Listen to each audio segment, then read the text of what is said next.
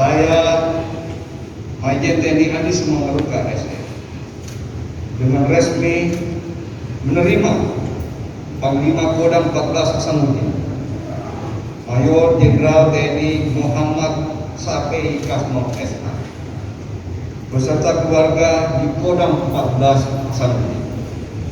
Selamat datang dan selamat bertugas.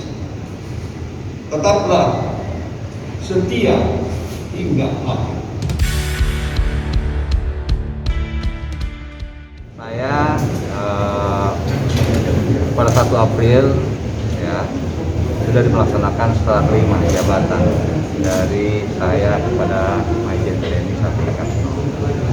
Maka tongkat kepemimpinan itu saya serahkan kepada Pak Sapei Kasno. Banyak terima kasih atas dukungan kepada saya serta keluarga dalam melaksanakan tugas selama kurang lebih 1 tahun 3 bulan.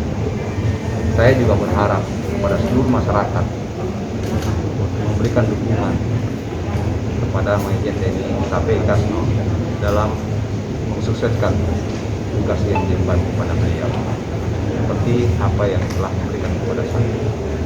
Dan saya mohon maaf kalau di dalam penugasan saya ini ada hal-hal yang masih kurang.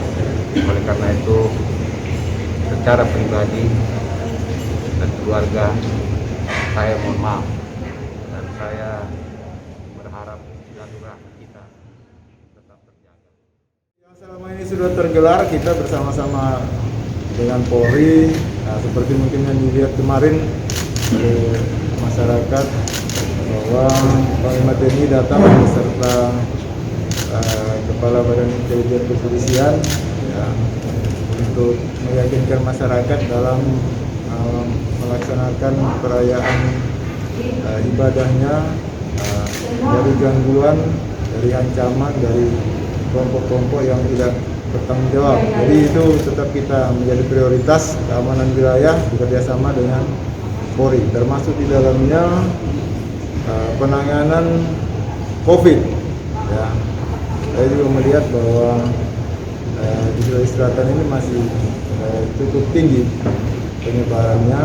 Jadi saya sudah koordinasi kemarin dengan Kapolda untuk kita mulai lagi menggalakkan Satgas COVID kita sehingga angka penyebaran COVID di Sulawesi Selatan